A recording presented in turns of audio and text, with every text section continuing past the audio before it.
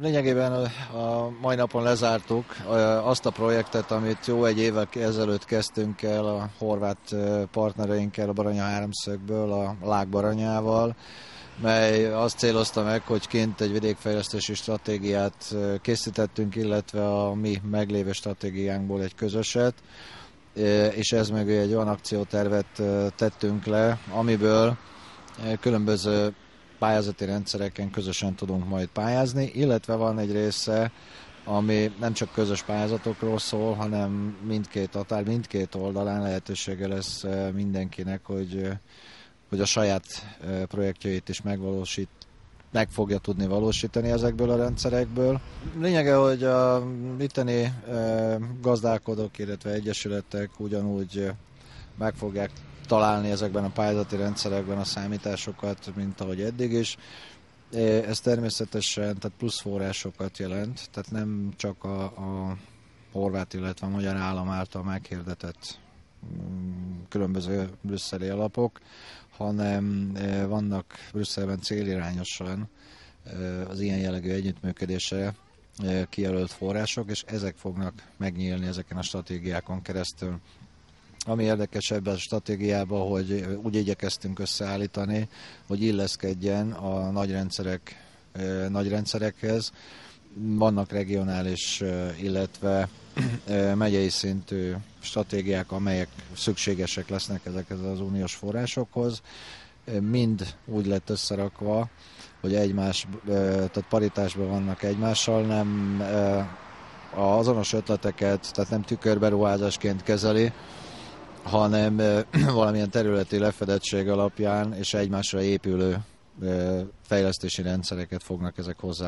hozzá rendelni és létrehozni.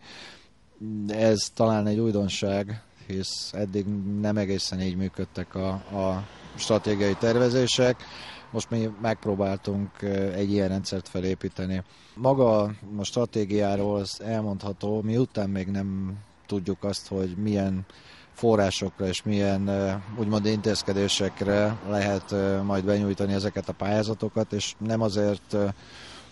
mert mulasztunk, vagy nincs információnk, egyszerűen nincsenek még készen, hisz az uniós, tehát az országoknak az uniós pályázati, illetve támogatási forrásai sincsenek még úgy szentesítve, ahogy korábbi években. Ez valamikor az év végére, illetve jövő év elejére fog kiderülni, és ezért a stratégiánk az lényegében célterületi tervezést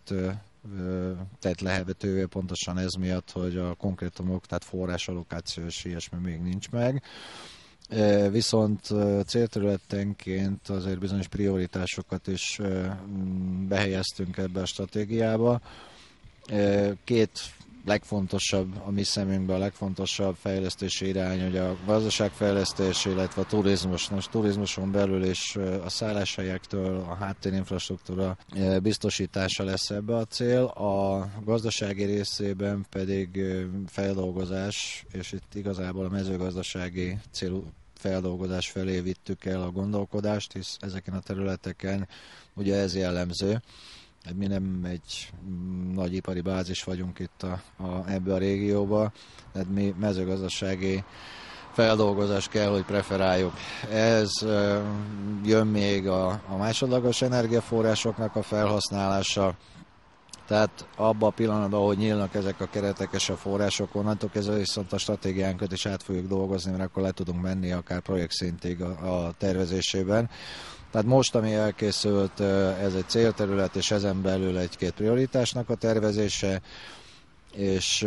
szeptember-októberben, ahogy látszik már, és jönnek az információk, hogy lényegében merre lehet majd forrásokat allokálni, és forrást bevonni a fejlesztésekbe, onnantól kezdve a stratégiát újra fogjuk gondolni, és ki fogjuk egészíteni nagyon sok konkrétummal, hisz projektgyűjtés és projekt ötletelés szintjén a stratégiánk már a kezdetektől megvolt igazából, annyi, hogy most felesleges volt ezeket az ötleteket betenni, hisz csak célterületig tudunk menni. Maga a stratégiai tervezés az hát most megszűnő rendszerek, de hát két kis térségről beszélünk egyszerre a mi oldalunkon, hogy ez a Siklós-Sejei térség, 30-35 ezer lakos között van jelenleg a népesség, illetve hát a Horvát-Baranya teljes